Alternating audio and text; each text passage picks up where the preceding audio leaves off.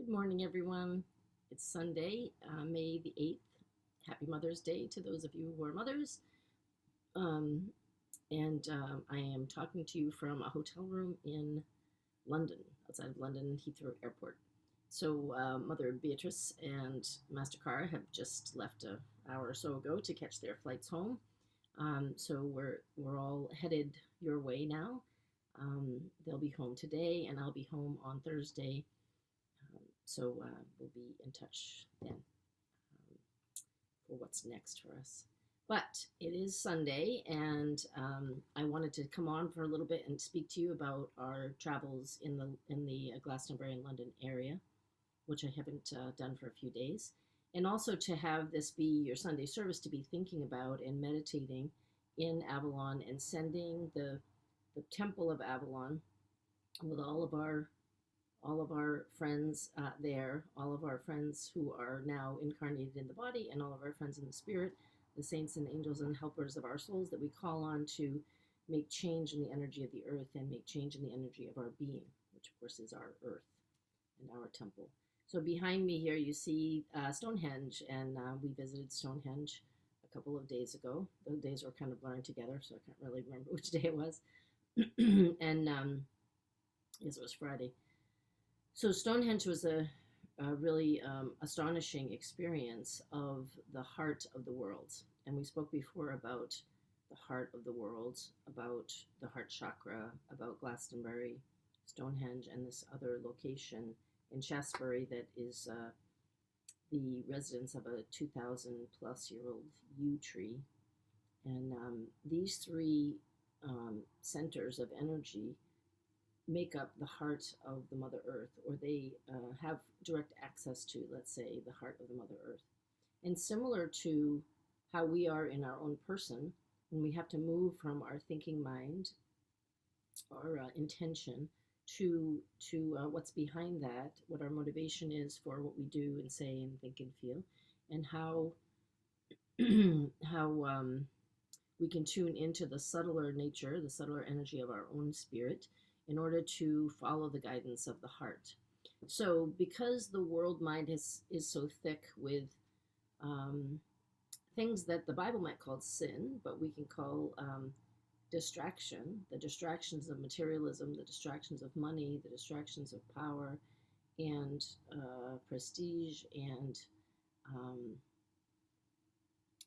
the distractions that make people feel that having power over people, usually by force or coercion, is something that is the old way of being, let's say. And Jesus came to talk about love, to talk about forgiveness, to talk about compassion, the matters of the heart. So, in our travel to Stonehenge, this massive stone circle in the countryside of, I think it's Dorset in England, um, there were a lot of people there visiting as tourists, curious, but not necessarily tuning into what was happening there, even though our driver told us the stretch of road along Stonehenge where you can actually see the stones has been a place of many, many accidents because people are drawn to looking and drawn to the energy of this place. So they're actually going to put a tunnel under the pastures in order to make it so you can't see it when you go by because people get drawn to it and then they're losing themselves and forgetting that they're driving vehicles and then they're having accidents.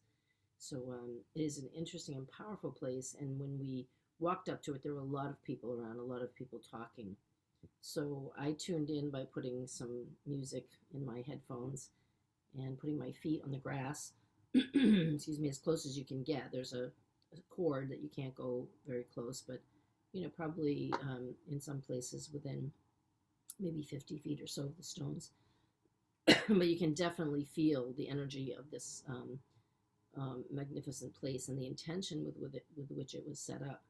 And if you tune into it, just like if you tune into any other natural place or place of intention or a place where people have built a sanctuary, an intentional space for an intentional purpose, then you can feel the energy of that. And so when I tuned into that and had my feet on the grass, my bare feet on the grass, I could feel the heart of the mother, so pleased to have us there, so pleased to have someone noticing that this is the place to tune into the heart and the tune into the heart of the world.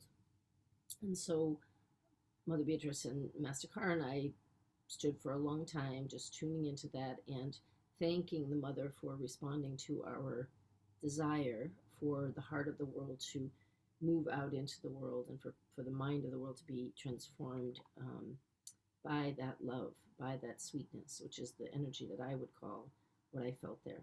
So what I've been reading is that uh, Glastonbury, and in particular the Chalice Well and the Lady Chapel at the Abbey, and Stonehenge, and this magnificent grandmother tree that's in Shaftesbury. Those are the, say, the law, law triangle that um, instigates the movement of the heart. And so we were in favor of that, and asking the mother to pour the heart of the earth out onto the earth, back onto the children of the earth, even though many of them are distracted from their spiritual selves and so engrossed in matter or so engrossed in things that are against the spirit or distract from the spirit that they probably won't feel it, but we want it to happen anyway. So when I was experiencing that, there's an overwhelming amount of love and support and honoring of the people that do come to these places with the intention not only of receiving, but of giving, of praying for manifesting the more beautiful world our hearts know is possible by asking the earth to, by saying, we love you, Mother Earth, and we're asking for you to pour out your graces upon us, like Mother Mary, and give us a chance to rectify what's gone wrong. And in talking to the man who rented us our Airbnb in Glastonbury, which was called Divine Light, of course, the place that we rented, we were talking about how more and more people are focusing on the transformation of the planet and on the transformation of their own being. And yet, it's not everyone. There are many, many people, and we could feel that when we came to London, that the mind here is very, very heavy. And there are many, many people who aren't doing that. And so, those of us who can and know how to and want to can tip the scales in favor of the changes that we want to see, the more beautiful world our hearts know is possible. And so, I encourage you during the time that you would be sitting in Sunday service today to spend time in Avalon, first clearing yourself of all concern and worry, all things that are weighing you down, handing those over to God so that then your attention and intention can turn to the earth, being restored to a place of peace and balance, not just for each one of us, but for all of us. And in doing that, in calling upon Jesus and Mary and the spiritual mentors that we've gathered there in Avalon, many that we've gathered here in Ireland and Scotland and England, many, many spirits on many, many levels are wanting to join together to tip the scales in favor of love, let's say, in favor of enlightenment and ascension and light, rather than the darkness that gathers resources for special interests and leaves many, many people without. So this is the continuation of Jesus' work of loving your neighbor, of feeding the hungry and taking care of the poor and the sick and the elderly. This is the way we can spend our energy and attention and intention to pour it into the more beautiful world our hearts know is possible, and then also, of course, go out there and do the things that help the people that we interact with in all the ways that we interact with people, including helping the people that are hungry, the people that are afraid and alone, doing as Jesus taught us to do. In order to be Christians, we need to be like him, which means we lay down our lives for our friends. We lay down our agenda and recognize that God will take care of everything for us if we attend to God's people. And so we can do that in many, many ways. And you can do that in your meditation, in your active life, in your prayer life. You can do that by focusing your attention on other people. Now, it's not to say that we have to bypass our own experience. Of course, we have to go first and go to God in our meditation and prayer, give over our burdens, and receive the deep peace, the peace which passes understanding, which comes from communing in spirit with God. And then, when we've cleared that way for ourselves at the beginning of our day, then we make ourselves available to be attentive, to pay attention to what's happening around us, and see where we can give, see where we can respond to what the environment is showing us, the people around us are showing us about what they need, and then being servants for that need to fulfill, bring people some peace, and bring them some love, and bring them some light and some lightness of being. So as humans, we all have our own things, but we also, as mystics, have a lot of tools to transform and release those things into God's care so that we can be the instruments that God has in mind for us. And of course, in particular, for ministers who have vowed themselves to do such things, the practice that you do daily helps you be available to the Spirit so that you can not only feel and hear it moving, but you can also have a reciprocal relationship. So when I went to Stonehenge, I had a particular thing in mind, but I didn't hold it tightly.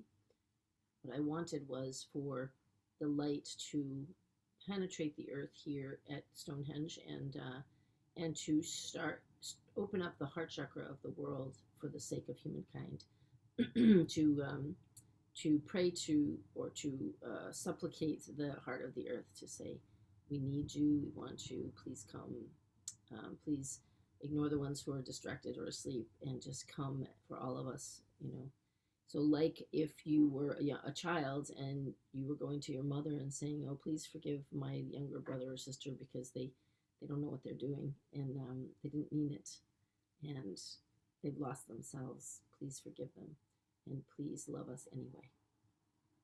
So that's what we're asking from the heart of the earth and the heart of the mother.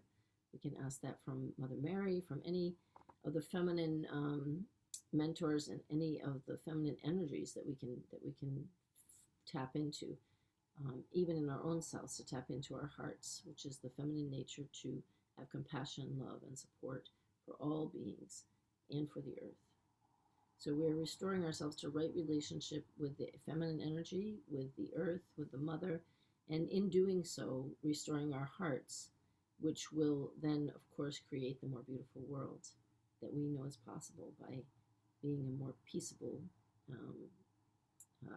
race, more peaceable humans on the earth. And so many people are suffering. So when we give ourselves in service, we decide to help with that suffering, to lay down our own life for the sake of others. I know when we were talking, the three of us, about what it is that holds people back from that, people think that they're going to lose something if they give themselves over, if they give their life into God's hands. But we've had such a miraculous, joy-filled time being together this past week, and working, walking our feet off and blessing places, and holding intentions and giving ourselves over, and then being blessed and blessed and blessed in return by the presence of these places that hold so much beautiful energy, that encourages us to continue, I was going to say fighting the good fight, but I think I'm going to use different words, to continue bringing more and more light and peace into the world. So if you're afraid that sacrificing everything will mean you have nothing, you're sorely mistaken. What it means is that you will have everything you need and more, and you'll become more and more useful and powerful to love and light than you can imagine. So I encourage you in your Sunday time to sit in meditation, go to Avalon, see the earth at the center of Avalon with all of us gathered there, and pour your heart onto the planet, thanking her for your life and your body and this beautiful planet that we live on, and asking her to come out, asking her to open her heart and change the minds of the world. And we're doing all that we can, and we'll talk more and more about how you can do that. But this is a very simple and powerful way of using your intention and your attention, laying down your life by using your attention and intention to focus on that more beautiful world that you want. So that can be in individuals, of course, and also the earth works is to love the earth enough so she knows she's loved, and we want to stay, and we need her grace in order to do so, and we need her to love the people into conscious awareness of our relationship with one another and with the earth and with God. So that's the work that we've been doing here. It's been a blessing and a huge learning experience for the three of us. And also, I hope for you as you've listened to what we've been doing here. We have many more stories because we couldn't fit them all into what we've been offering in videos. But we want you to know on this Sunday, on this Mother's Day in particular, that we need to love our mother. We need to put our attention, of course, on our human mothers, but also on the Great Mother, the Mother Earth, and the spirit of the feminine, the divine feminine, the goddess, whatever you want to call it. Put your attention on her. Love her, send your energy to her, and remind her that you are one of the ones that love her and want her to come back in the fullness of her grace and love to transform the planet, to uplift the minds of humankind, to forgive the unconscious and the distracted, and to love us all anyway. Love us all anyway into the next and more beautiful world that our hearts know is possible. She is listening, and she will respond. So give yourself to her with great gratitude and with fervent prayer and strong intention and focused attention. And we will see the more beautiful world our hearts know is possible. And I encourage you to do that today. You can tune into the energy of Stonehenge. You can tune into the energy of Glastonbury and to the yew tree. And I'll send a few photos later on Sacred Balance about the yew tree. All of those things need our attention and our intention, our love, our gratitude, and our prayer for more love. So please join me in that as you sit for your Sunday service, and we will see all the changes that we can make together by wanting more love, more beauty, healing grace, and light. So I won't be doing communion this morning because I have to run down and catch a cab to the airport. But please do join me, and as I'm traveling along, I will be doing the same.